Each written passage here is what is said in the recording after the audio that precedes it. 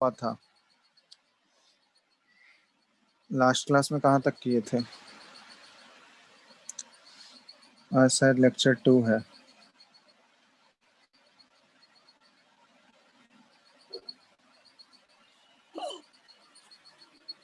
बताओगे कोई?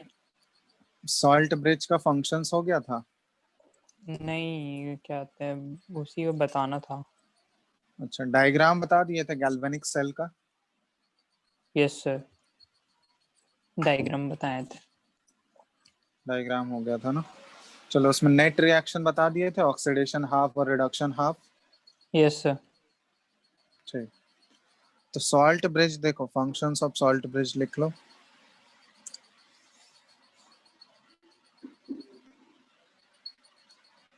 Functions of salt bridge. तो सॉल्ट ब्रिज एक्चुअली करता क्या है? ये सर्किट कंप्लीट करने का काम करता है, ठीक है। इसका दो तीन फंक्शंस है। पहला है इट कंप्लीट्स द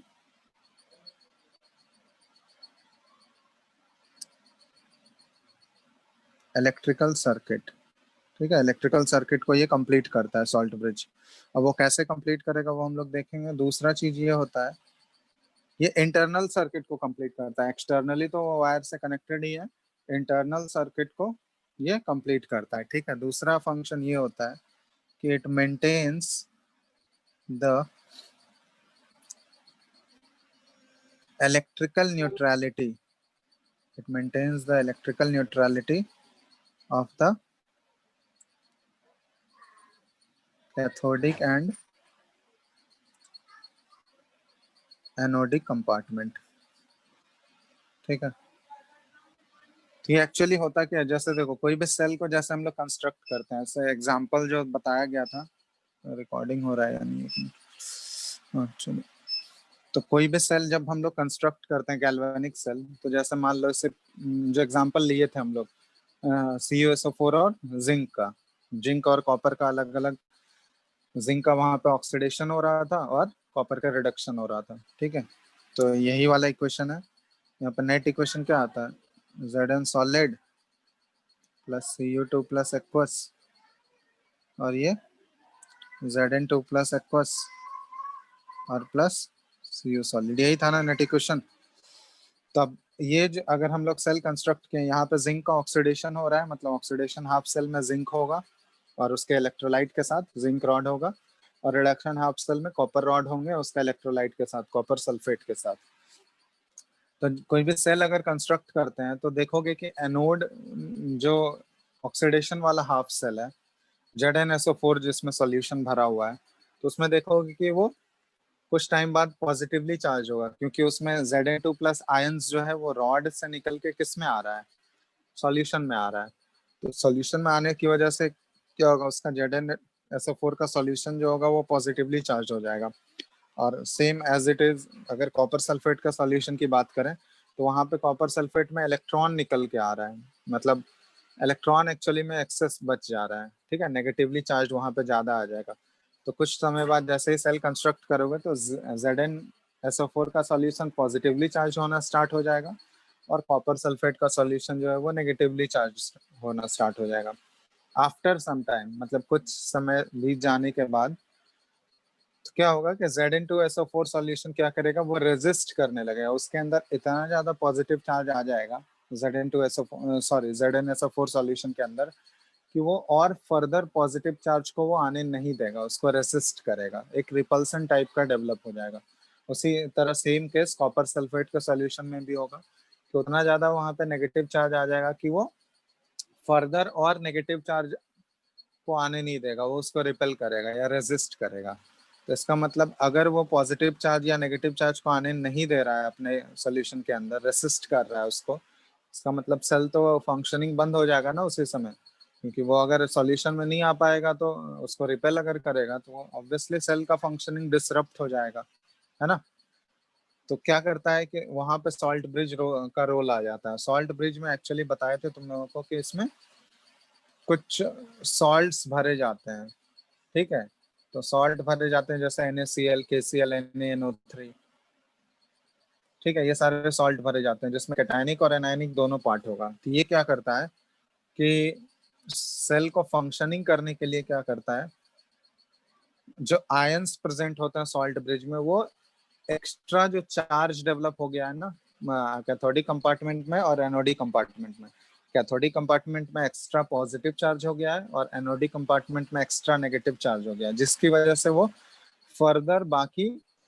फर्दर वो सेल के वर्किंग में वो डिसरप्शन ला रहा है। तो वो क्या करेगा, जो सॉल्ट ब्रिज में आयंस प्रेजेंट है, तो वो एक्स्ट्रा जो आयंस डेवलप हो जाते हैं कैथोडिक और एनोडिक कंपार्टमेंट में, वो उसको न्यूट्रलाइज करना स्टार्ट करता है।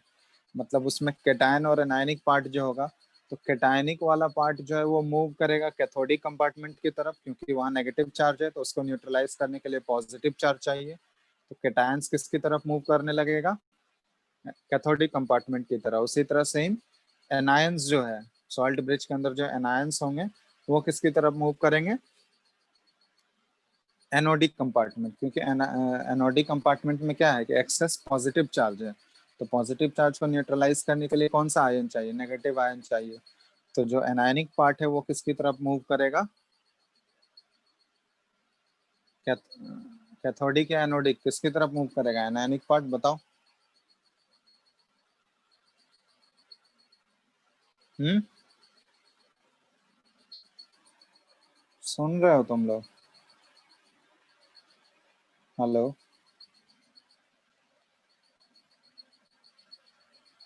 Hello, Yes. कुछ पूछे क्वेश्चन तुम लोगों को।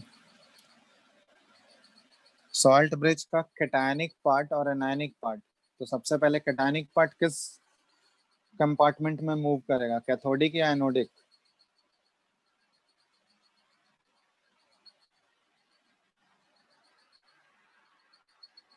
रिस्पॉन्स दोगे कोई।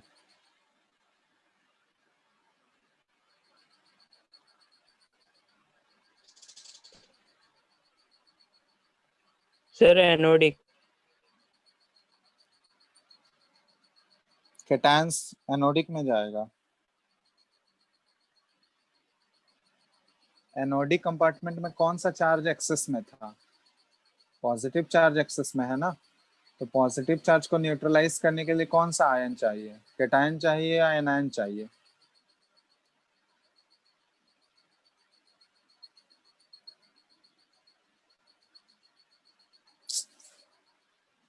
छोड़ो, तुम लोग मत रिस्पॉन्स दो कुछ। केसीएल है, जैसे मान लो केसीएल, ये सॉल्ट ब्रिज में यूज कर रहे हैं हम लोग, ये सॉल्ट यूज कर रहे हैं, salt use in salt bridge. आवाज नहीं आएगा तो बोलना, तुम लोग से पूछने का कोई मतलब ही नहीं है अब। यहाँ पे के प्लस हो गया और सीएल माइनस हो गया, है ना। तो के प्लस हो गया कैटायनिक पार्ट और सीएल माइनस हो गया anionic part.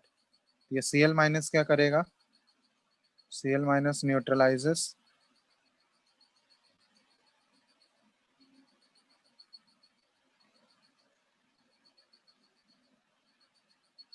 The extra positive charge. और एक्स्ट्रा पॉजिटिव चार्ज कौन से कंपार्टमेंट में होगा, एनोडिक कंपार्टमेंट में।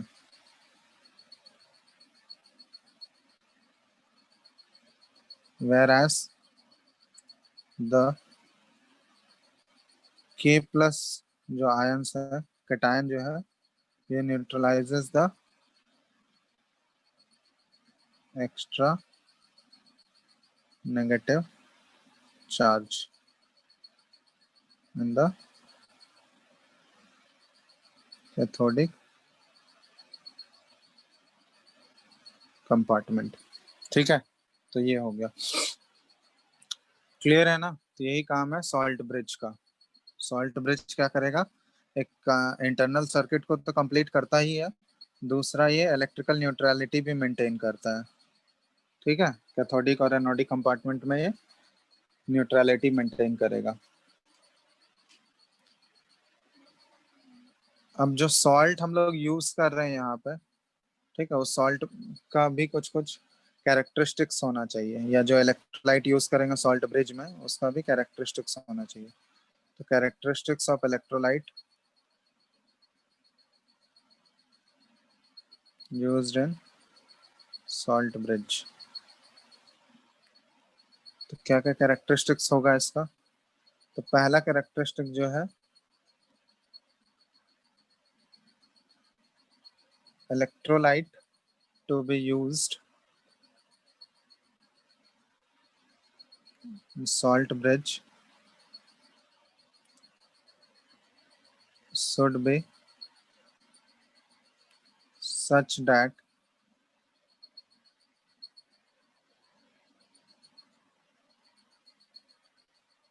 the ionic mobility of the cations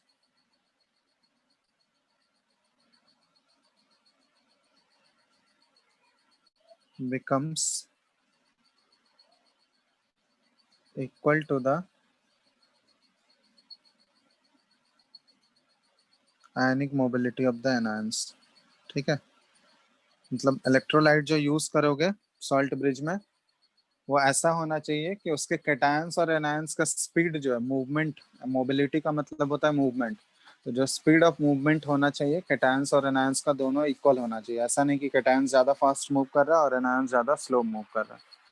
तो उनका मोबिलिटी जो होना चाहिए कैटायंस और एनायंस का, वो इक्वल होना चाहिए।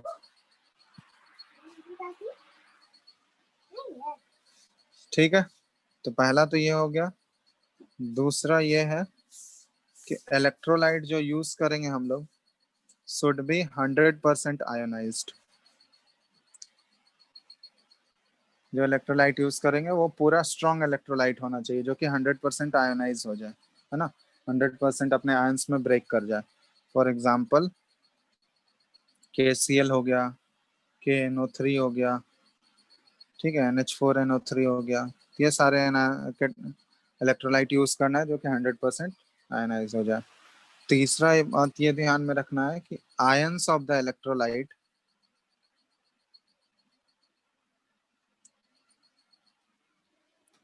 should not form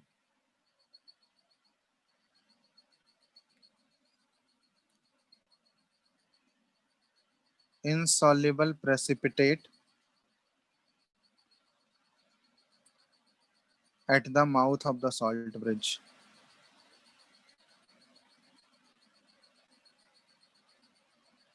ठीक है, तो हम लोग वैसा कोई भी आयंस यूज नहीं करेंगे जो कि एक प्रेसिपिटेट बनाता है, मतलब जो कि हमारे जो कैथोडिक और एनोडिक कंपार्टमेंट में जो इलेक्ट्रोलाइट होगा उसके साथ रिएक्ट करके प्रेसिपिटेट अगर बना रहा होगा, तो उस टाइप के आयंस को यूज नहीं करना है, क्योंकि अगर वो प्रेसिपिटेट बना लेगा तो वो माउथ पे ही ब्लॉक कर देगा, ब्लॉकेज कर देगा, वहां पे सॉलिड डिपॉजिट हो जाएगा। तो जिसकी वजह से क्या होगा, कैटायंस और एनायंस का मूवमेंट जो है वो रेस्ट्रिक्ट हो जाएगा, स्टॉप हो जाएगा, हिंडर हो जाएगा, तो जिसकी वजह से वो इफेक्टिवली काम नहीं कर पाएगा। तो ये सारे आयंस जो कि इनसॉल्युबल प्रेसिपिटेट बनाते हैं Ag+, Ag2+, तो ये सारे आयंस नहीं होने चाहिए। ठीक है, एक्सेट्रा। तो इलेक्ट्रोलाइट जो सॉल्ट ब्रिज में यूज करना है उसका ये सारे कैरेक्टरिस्टिक्स होने चाहिए। इनको, इनके हेल्प से उनका इलेक्ट्रोलाइट डिसाइड करना है कि क्या होना चाहिए। तो ये हो गया कैरेक्टरिस्टिक्स। ठीक है, नेक्स्ट है, हाँ, रिप्रेजेंटेशन हम लोग देखेंगे। IUPAC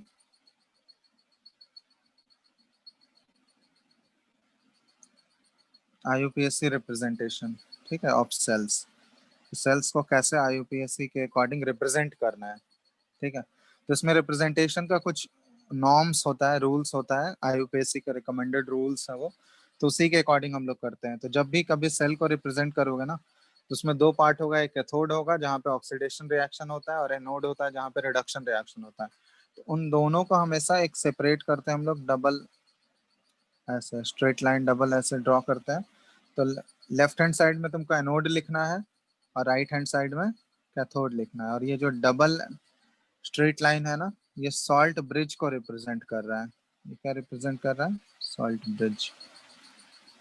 ठीक है, तो लेफ्ट हैंड साइड तुमको कैथोड रिप्रेजेंट करना है, राइट हैंड साइड में, सॉरी, लेफ्ट हैंड साइड में एनोड और राइट हैंड साइड में कैथोड।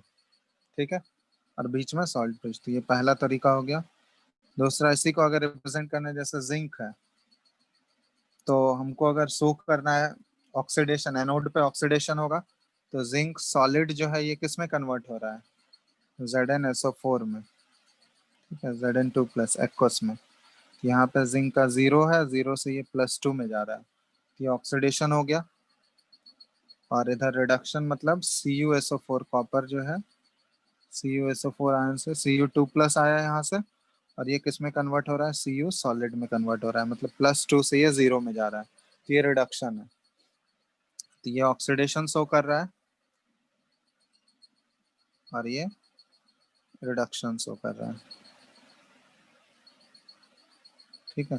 और ये सिंगल लाइन जो हम लोग ड्रॉ किए हैं ये दोनों साइड, डबल लाइन अगर ड्रॉ करोगे तो डबल लाइन सॉल्ट ब्रिज को रिप्रेजेंट कर रहा है, जो कि कैथोडिक और एनोडिक पार्ट को सेपरेट करेगा।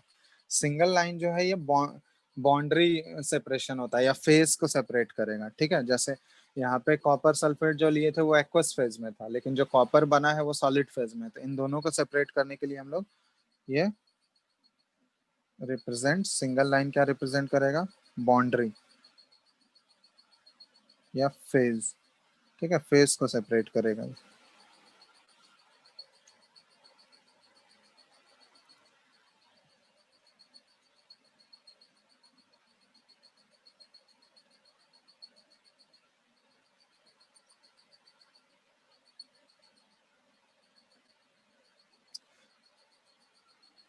अब मान लो दो कंपोनेंट अगर सेम फेज में हो, यहाँ पे अगर दो कंपोनेंट अलग अलग फेज में होंगे तो तुमको वो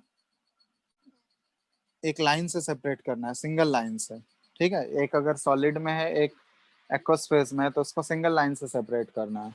मान लो अगर दो कंपोनेंट सेम फेज में हो जाएंगे तो उसको हम लोग कॉमा से सेपरेट करते हैं, यहीं पे नोट करके लिख लेना, ठीक। If components are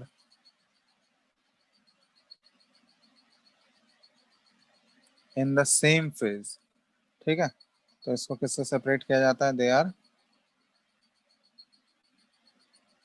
separated by comma, ठीक है।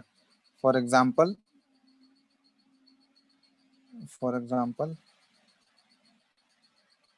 एग्जाम्पल अगर देखो, जैसा मान लो Fe है, तो Fe2+ ये भी एक्वस फेज में है, और मान लो Fe3+ भी अगर सॉल्यूशन में प्रेजेंट है, ये भी एक्वस फेज में है। तो इन दोनों को अगर सेपरेट करना है, Fe2+ सेम एलिमेंट के अगर आयंस हैं, तो अलग अलग अगर सेम फेज में है तो इन दोनों को सेपरेट करने के लिए हम लोग कॉमा यूज कर लेंगे। लेकिन अगर अलग अलग फेज में होगा, जैसे कॉपर सॉलिड में है और ये Cu2+ में जा रहा है, ये एक्वस में है, तो इन दोनों को सेपरेट करने के लिए हम लोग ये सिंगल लाइन यूज करते हैं, ठीक है।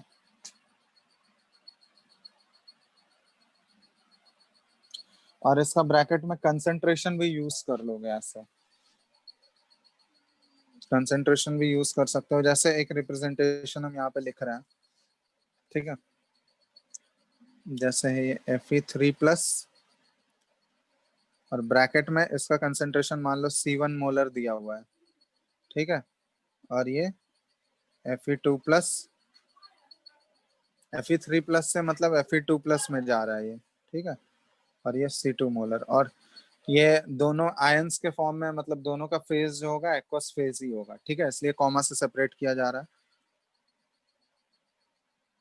स्लैश, डबल स्लैश मतलब ये सॉल्ट ब्रिज शो कर रहा है, ठीक है। इसके बाद ये Sn4+, ये एक्स मोलर कुछ कंसेंट्रेशन है, और यहाँ पे Sn2+, ये मान लेते हैं वाई मोलर कंसेंट्रेशन है इसका कुछ, ठीक है। और यहाँ पे देखोगे बहुत जगह देखोगे प्लैटिनम भी ऐसे यूज किया रहता है, तो प्लैटिनम ये एक्चुअली कुछ है नहीं, वो इनर्ट इलेक्ट्रोड है, मतलब प्लैटिनम इलेक्ट्रोड के रेस्पेक्ट में वो कराया जा रहा है, ऑक्सीडेशन या रिडक्शन जो है वो प्लैटिनम इलेक्ट्रोड यूज करके किया जा रहा है। तो प्लैटिनम एक इनर्ट इलेक्ट्रोड है, उसका कोई रोल नहीं होता है, ठीक है, वो रिएक्शन में पार्टिसिपेट नहीं करता है। तो प्लैटिनम वो जस्ट रिप्रेजेंटेड है, मतलब वो रिप्रेजेंट कर रहा है कि इनर्ट इलेक्ट्रोड है। और यहाँ पे ये जो डबल लाइन है ये शो करेगा कि सॉल्ट ब्रिज है, ठीक है। लेफ्ट हैंड साइड में हम लोग ऑक्सीडेशन वाला रिएक्शन शो करोगे, और राइट हैंड साइड में रिडक्शन वाला, क्योंकि राइट हैंड साइड में कैथोड को रिप्रेजेंट करते हैं और लेफ्ट हैंड साइड में एनोड को रिप्रेजेंट करते हैं। ठीक है, तो ये इसका नोटेशन है। तो इसके अकॉर्डिंग ही सेल्स को हमको रिप्रेजेंट करना है। जब नेट इक्वेशन लिखोगे ना, 1 मिनट रुकना तो। हेलो हेलो,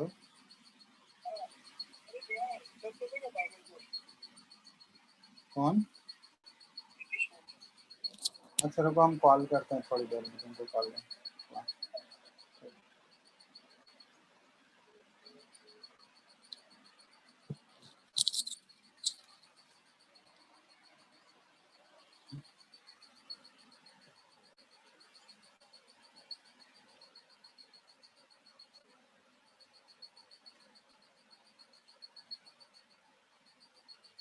हेलो, आवाज आ रहा है क्या? Yes, sir. चलो, तो ये हो गया आईयूपीएससी का रिप्रेजेंटेशन। ठीक है, इसी के अकॉर्डिंग हम लोग रिप्रेजेंट करते हैं। मतलब ये रूल है, इसके अकॉर्डिंग हमको इक्वेशंस भी इसी के अकॉर्डिंग लिखना है। लेफ्ट हैंड साइड में तुमको कैथोड एनोड का ऑक्सीडेशन रिएक्शन लिखना है और राइट हैंड साइड में कैथोड का रिडक्शन रिएक्शन लिखना है। ठीक है,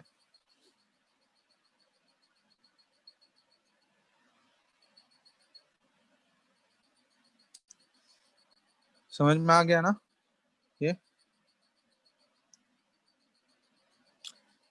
चलो अब आगे हम लोग देखते हैं। नेक्स्ट है कि मेजरमेंट ऑफ इलेक्ट्रोड पोटेंशियल। क्योंकि यहाँ पे बताए थे तुम लोगों को कि अगर ये केमिकल एनर्जी इलेक्ट्रिकल एनर्जी में कन्वर्ट हो रहा है तो वहाँ पे जरूर कुछ ना कुछ पोटेंशियल डेवलप हो रहा होगा। तो वो पोटेंशियल कैसे मेजर करना है? ठीक है, measurement of standard electrode potential.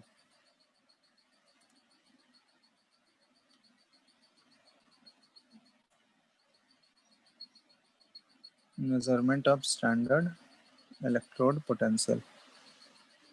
ठीक है, तो यहाँ पे ध्यान देना कि एब्सोल्यूट वैल्यू जो है पोटेंशियल का वो कैलकुलेट नहीं किया जा सकता है। ठीक है, एक जैसे मान लो किसी का तुमको एब्सोल्यूट निकालना है, एब्सोल्यूट पोटेंशियल, जैसे जिंक का रॉड ले लिए। तो जिंक का रॉड का अगर तुमको एब्सोल्यूट पोटेंशियल निकालना हो, आइदर ऑक्सीडेशन पोटेंशियल निकालो या रिडक्शन पोटेंशियल, तो एग्जैक्ट हम लोग वैल्यू कैलकुलेट नहीं कर सकते हैं। ठीक है, सिंपली अगर उसका बोल दिया जाए, लेकिन इसीलिए उसका वैल्यू कैलकुलेट करने के लिए एक रेफरेंस इलेक्ट्रोड यूज किया जाता है। तो रेफरेंस इलेक्ट्रोड जो है जनरली उसको हाइड्रोजन का इलेक्ट्रोड यूज किया जाता है। ठीक है, तो हम लोग देखेंगे कैसे कैलकुलेट करते हैं। तो यहाँ पे एक पॉइंट लिख दे रहा है कि since the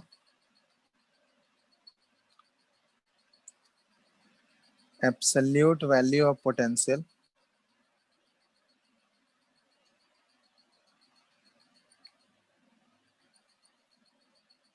cannot be calculated, therefore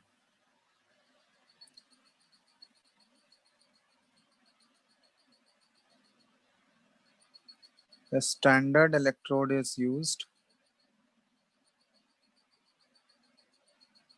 to calculate the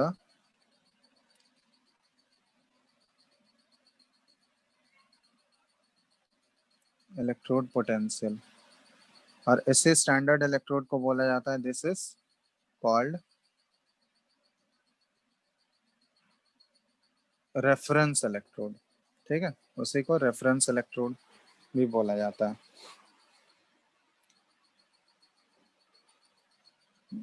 बात समझ में आ रहा है कि एक रेफरेंस इलेक्ट्रोड यूज करके हम लोग किसी भी इलेक्ट्रोड का, किसी भी एलिमेंट का जो इलेक्ट्रोड होगा उसका हम लोग पोटेंशियल कैलकुलेट करेंगे।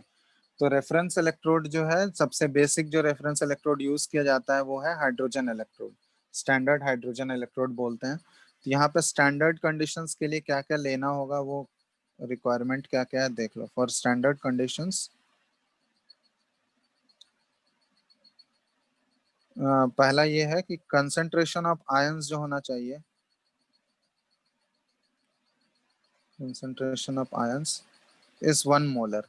तो जो भी कंसंट्रेशन लेंगे वो 1 मोलर ही होना चाहिए। ठीक है, दूसरा अगर वो गैस होगा तो गैस के केस में पार्शियल प्रेशर जो होना चाहिए गैस का वो 1 atm होना चाहिए। Partial pressure of gas 1 atm होना चाहिए। और सॉलिड और लिक्विड अगर यूज कर रहे हो तो solid and liquid should be 100% pure, उसमें कोई भी इम्प्योरिटी नहीं होना चाहिए। मतलब जो रॉड यूज करोगे सॉलिड या लिक्विड, और लिक्विड जो इलेक्ट्रोलाइट यूज करोगे और सॉलिड का जो रॉड यूज करोगे वो पूरा पूरा 100% प्योर होना चाहिए, उसमें कोई भी इम्प्योरिटी नहीं होना चाहिए। ठीक है। और टेम्परेचर जो है ये कांस्टेंट होना चाहिए, टेम्परेचर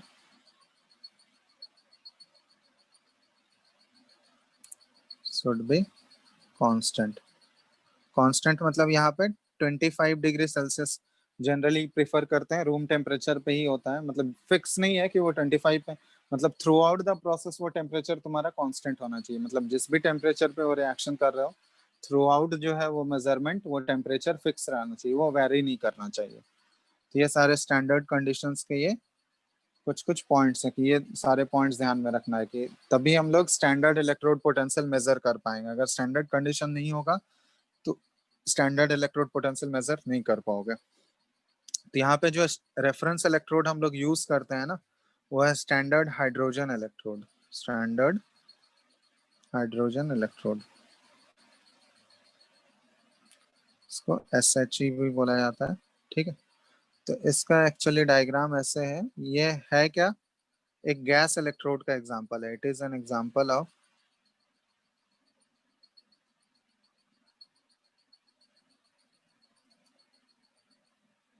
गैस इलेक्ट्रोड। ठीक है। तो इसमें एक्चुअली है क्या, देखो इसमें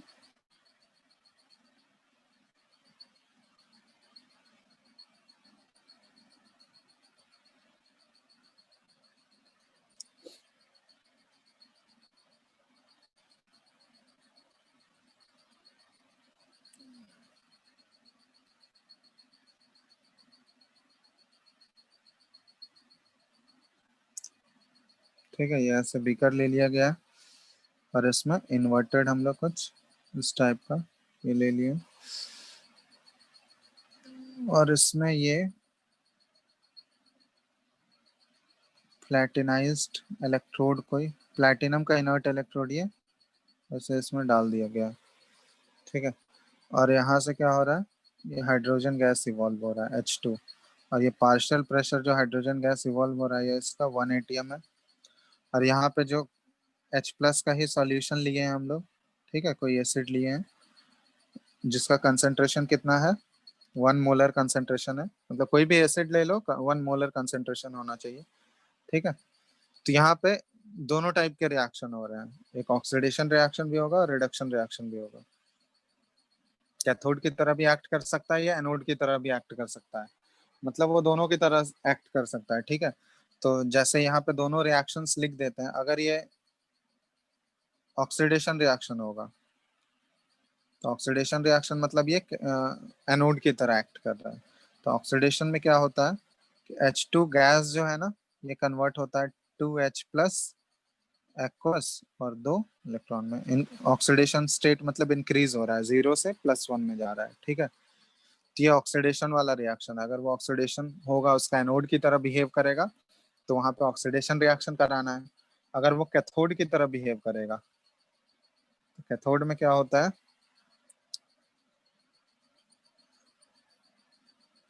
रिडक्शन होता है। तो ऑक्सीडेशन में एज एनोड अगर वो बिहेव कर रहा है तो ऑक्सीडेशन होगा, और रिडक्शन में ये एज कैथोड बिहेव करेगा। तो इसमें क्या होगा कि रिडक्शन हो रहा है, तो H प्लस जो है, 2H प्लस जो है ये 2 इलेक्ट्रॉन गेन करके किस में कन्वर्ट हो रहा होगा, ये H2 गैस में कन्वर्ट हो रहा होगा। तो ये है रिडक्शन रिएक्शन अगर वो एनोड की तरह बिहेव करेगा। तो दोनों केस में ये एज्यूम किया गया है, ये ध्यान देना, दोनों केस में ये एज्यूम किया गया है कि ये जो रेफरेंस इलेक्ट्रोड है तो इसका जो ऑक्सीडेशन पोटेंशियल होगा और जो रिडक्शन पोटेंशियल होगा ये ई नॉट है, इलेक्ट्रोड पोटेंशियल ये रिप्रेजेंट कर रहा है। तो ई नॉट अगर ये हम लोग मान लो लिख रहे हैं H2 से H प्लस, ये कौन सा पोटेंशियल शो कर रहा है बताओ तो। H2 से अगर वो H प्लस में जा रहा है तो ये रिडक्शन पोटेंशियल है या ऑक्सीडेशन पोटेंशियल है, ये क्या रिप्रेजेंट कर रहा है बताओ तो। ऑक्सीडेशन। हाँ ऑक्सीडेशन पोटेंशियल, क्योंकि H2 में ऑक्सीडेशन स्टेट 0 है उसका और वो प्लस में जा रहा है, तो इंक्रीज इन ऑक्सीडेशन स्टेट, तो ये ऑक्सीडेशन पोटेंशियल इसका 0 वोल्ट एज्यूम किया जाता है। ये जो रेफरेंस इलेक्ट्रोड हम लोग ये लिए हैं ना हाइड्रोजन वाला, तो स्टैंडर्ड कंडीशन पे इसका जो स्टैंडर्ड इलेक्ट्रोड पोटेंशियल आ रहा है या स्टैंडर्ड ऑक्सीडेशन पोटेंशियल आ रहा है ये 0 वोल्ट एज्यूम किया गया है। उसी तरह जब इसका रिडक्शन पोटेंशियल हम लोग कंसिडर करते हैं ई नॉट और ये H प्लस से H2 जा रहा है, तो अब ये क्या शो कर रहा है, रिडक्शन पोटेंशियल शो कर रहा है। H प्लस से ये H2 में जा रहा है, मतलब ये रिडक्शन पोटेंशियल शो कर रहा है। तो इसका रिडक्शन पोटेंशियल का वैल्यू भी 0 वोल्ट एज्यूम किया गया। तो ये ध्यान रखना, इसी के बेसिस पे हम लोग क्या करेंगे, बाकी अदर एलिमेंट्स का ऑक्सीडेशन पोटेंशियल या फिर रिडक्शन पोटेंशियल वो कैलकुलेट करेंगे, ये रेफरेंस लेके। तो ये रेफरेंस इलेक्ट्रोड जो है हमारा वो कैथोड की तरह बिहेव कर सकता है और एनोड की तरह, दोनों की तरह बिहेव कर सकता है। और दोनों के केस में उसका ऑक्सीडेशन पोटेंशियल और रिडक्शन पोटेंशियल दोनों को कितना कंसिडर किया गया है, 0 वोल्ट ही एज्यूम किया गया है। ठीक है, ये ध्यान रखना, दोनों के केसेस में उसका वैल्यू 0 वोल्ट ही आता है।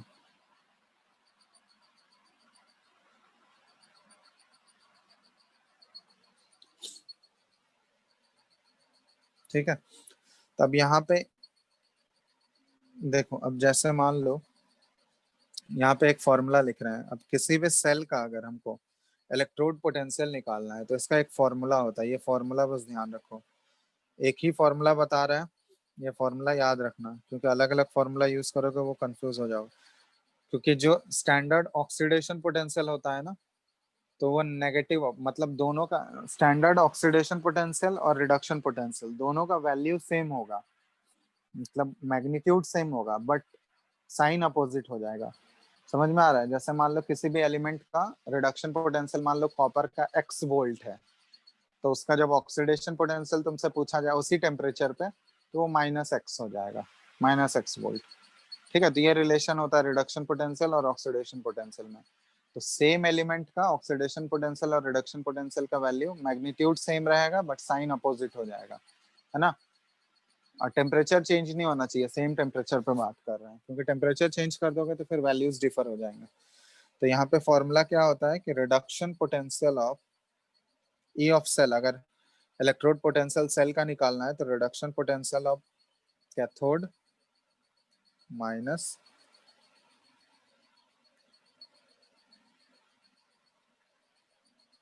Reduction potential of anode. ठीक है, ये ध्यान रखना।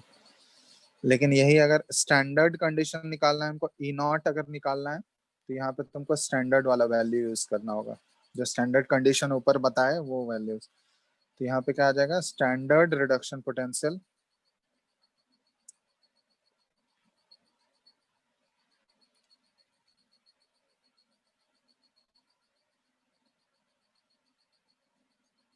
ऑफ कैथोड माइनस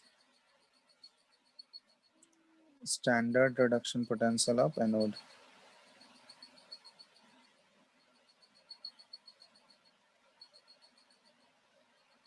ठीक है, इसको हम लोग स्टैंडर्ड रिडक्शन पोटेंशियल SRP भी लिख सकते हैं, SRP ऑफ ये है कैथोड और माइनस यहाँ पे स्टैंडर्ड रिडक्शन पोटेंशियल ये SRP ऑफ एनोड।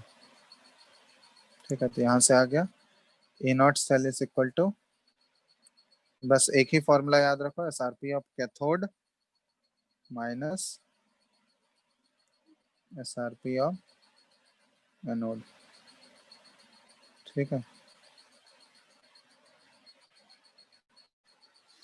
तो यहाँ पे एक चीज ध्यान रखना, किसी भी एलिमेंट का standard reduction potential of an element क्या होगा, is negative of standard oxidation potential, standard oxidation potential. ठीक है, तो इसके बेसिस पे इस फॉर्मूला को अलग अलग फॉर्म्स में रिप्रेजेंट किया जा सकता है। जैसे स्टैंडर्ड रिडक्शन पोटेंशियल की जगह क्या लिख सकते हैं, तो minus of standard oxidation potential, और कैथोड का ऑक्सीडेशन पोटेंशियल ले लोगे, उसी तरह standard reduction potential of anode की जगह क्या पुट कर दोगे, minus of standard oxidation potential of anode, तो माइनस इंटू माइनस ये प्लस हो जाएगा। तो दूसरा फॉर्मूला क्या बन सकता है कि standard oxidation potential of anode minus standard oxidation potential of cathode. ठीक है, तो अलग अलग फॉर्म्स में वो डिफरेंट डिफरेंट फॉर्मूला अगर याद करोगे तो वो बहुत ही कंफ्यूजिंग होगा। एक ही फॉर्मूला ध्यान रखो, कि अगर ई नॉट सेल कैलकुलेट करना है तो स्टैंडर्ड रिडक्शन पोटेंशियल कैथोड का minus standard reduction potential anode का, बस इसी फॉर्मूले में पुट करना है। और ठीक है, बस ये ध्यान रखो, सारा फॉर्मूला बुक में देखोगे अलग, बहुत सारे बुक्स में अलग अलग फॉर्मूलाज रहते हैं, ठीक है, तो सब एक ही चीज है, सबसे आंसर सेम ही आएगा, तो कोई एक फॉर्म उसका ध्यान रखो।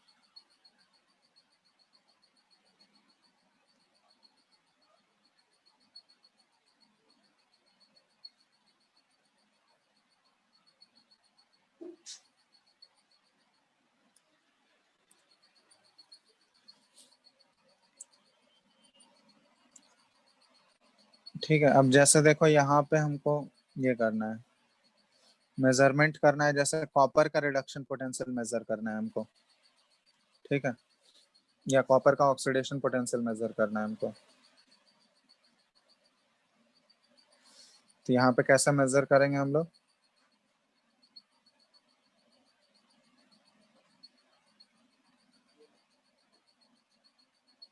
तो कॉपर को हम लोग बना दिए एनोड, है ना,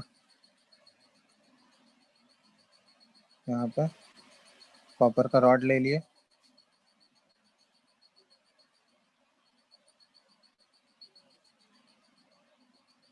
ये कॉपर रॉड हो गया, ठीक है, यहाँ पे स्टैंडर्ड वैल्यू ले रहा है तो इसका सॉल्यूशन का कंसंट्रेशन 1 मोलर होना चाहिए, 1 मोलर ले लिए यहाँ पे, ठीक है। और इधर जो है हम लोग रेफरेंस इलेक्ट्रोड यूज करेंगे, जो हाइड्रोजन वाला इलेक्ट्रोड है, तो रेफरेंस इलेक्ट्रोड इधर ले लिया हम लोग। रेफरेंस इलेक्ट्रोड कैसा था, अच्छा इस टाइप का है,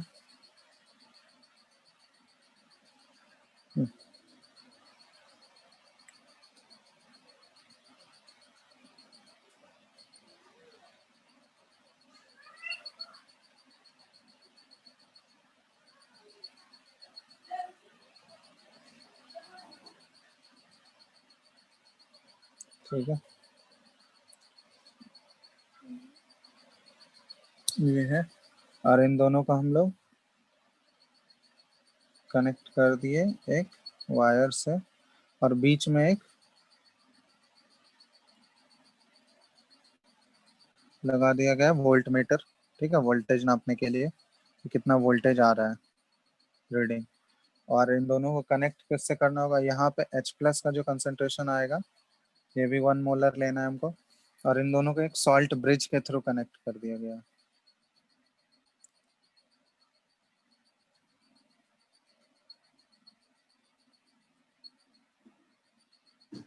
ये सॉल्ट ब्रिज है,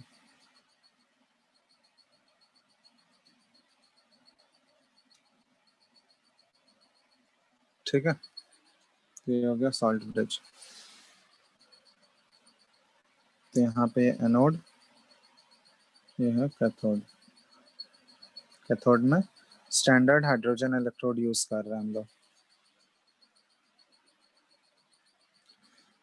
तो देखो एनोड पे कौन सा रिएक्शन होगा, रिएक्शन लिख रहे हैं एट एनोड, तो कॉपर जो है ऑक्सीडाइज हो रहा होगा Cu से Cu2 प्लस एक्वस, और 2 इलेक्ट्रॉन ये लूज कर रहा होगा, है ना।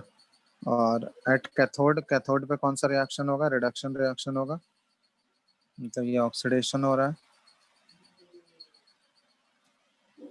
और यहाँ पे होगा 2H प्लस जो है एक्वस, ये 2 इलेक्ट्रॉन एक्सेप्ट कर रहा है, और ये H2 गैस में जा रहा है, ठीक है। और इसका ये कौन सा रिएक्शन है, रिडक्शन रिएक्शन है, ठीक है। तब यहाँ जब भी कैलकुलेट करोगे ना वैल्यू, नेट रिएक्शन जब लिखना है हमको, तो नेट रिएक्शन में इलेक्ट्रॉन हम लोग कैंसिल आउट कर देते हैं, जितने भी इलेक्ट्रॉन्स आ रहे हैं तो उसको कैंसिल आउट करके नेट रिएक्शन लिखा जाता है। तो नेट रिएक्शन क्या आ जाएगा बताओ, ये हो गया Cu solid plus 2H plus aqueous, ठीक है, और इसका कंसेंट्रेशन भी ब्रैकेट में लिख सकते हो 1 मोलर, और इधर क्या बच गया Cu2 प्लस एक्वस, और इसका भी कंसेंट्रेशन 1 मोलर था, और ये हाइड्रोजन गैस, और इसका प्रेशर भी लिख सकते हो, ये 1 atm प्रेशर है इसका ब्रैकेट में। तो ये नेट रिएक्शन हो गया।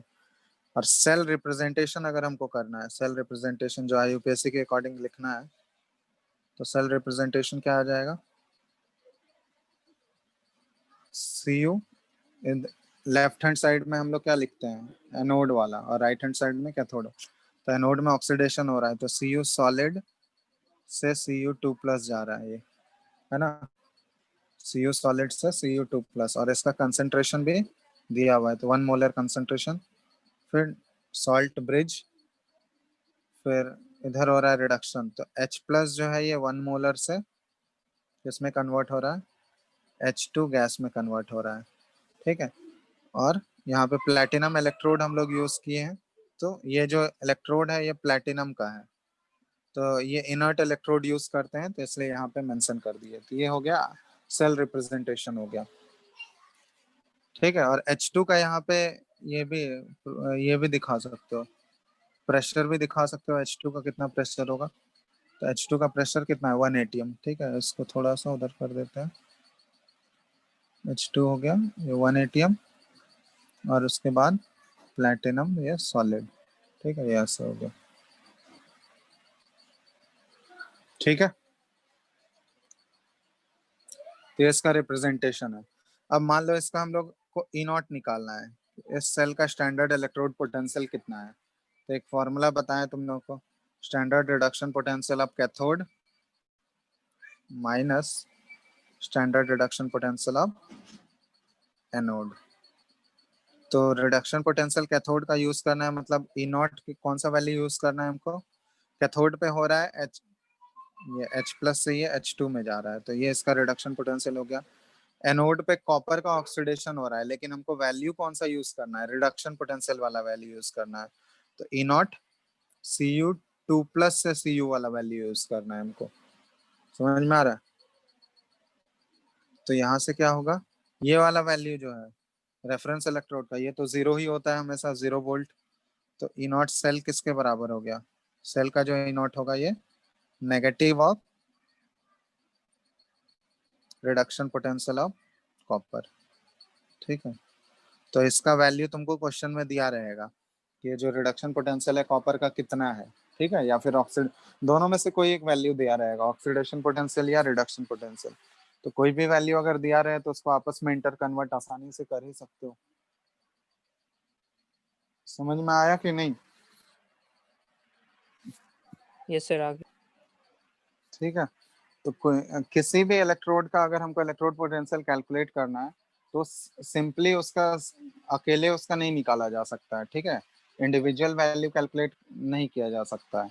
तो उसको एक रेफरेंस इलेक्ट्रोड हम लोग यूज करते हैं, जिसको स्टैंडर्ड हाइड्रोजन इलेक्ट्रोड जो रेफरेंस इलेक्ट्रोड यूज किए, तो उसके रेस्पेक्ट में उसके साथ कंबाइन करके उसका इलेक्ट्रोड पोटेंशियल इस प्रोसेस के थ्रू कैलकुलेट होता है।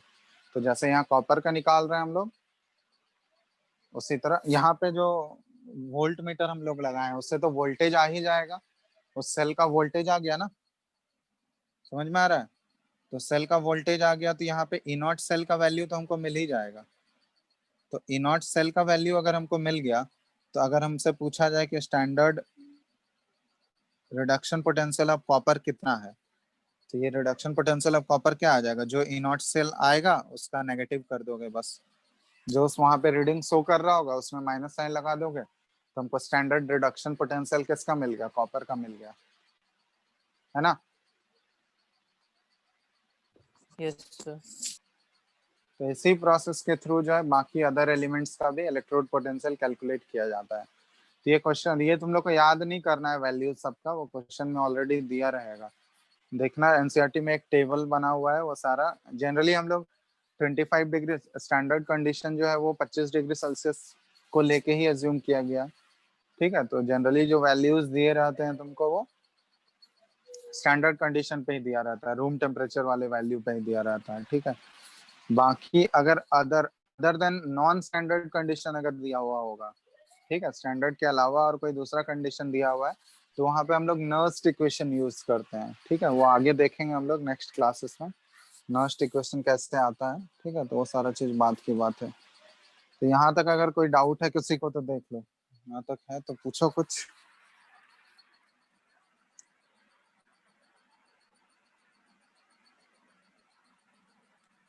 बोलो। हेलो हेलो, यहाँ तक है Yes, क्या sir. डाउट? है किसी को डाउट यहाँ तक? देख लो एक बार।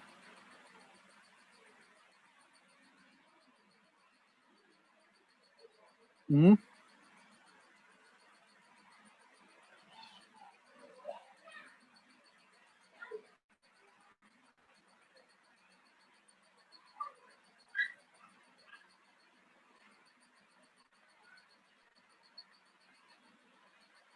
पूछना है यहाँ तक कुछ? बताओ, किसी को भी No, पूछना sir. है तो बोलो। ठीक है, तो आज यहाँ तक ही रहने देता है, वो ऐसे भी बहुत कम बच्चे ज्वाइन किए हैं। ठीक है, आगे नेक्स्ट क्लास में हम लोग इसका कैलकुलेटिव पार्ट पे जाएंगे। अभी तक सिर्फ थ्योरेटिकल पार्ट था। नेक्स्ट क्लास से इसके कैलकुलेटिव पार्ट पे न्यूमेरिकल्स इसका आएगा। ठीक है, न्यूमेरिकल सब सॉल्व करना है, उसके बाद आगे नोस्ट इक्वेशन में जाएंगे हम लोग। ठीक है, यहाँ तक एक बार पढ़ के रखना, बस नेक्स्ट क्लास में इसके न्यूमेरिकल्स कैसे सॉल्व करने हैं वो सब देखेंगे हम लोग।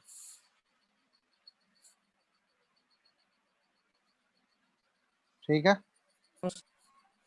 चलो चलो फिर आज इतना ही Thank you, रहने sir. देते हैं, आगे नेक्स्ट क्लास में करते हैं। ठीक है, चलो, थैंक यू।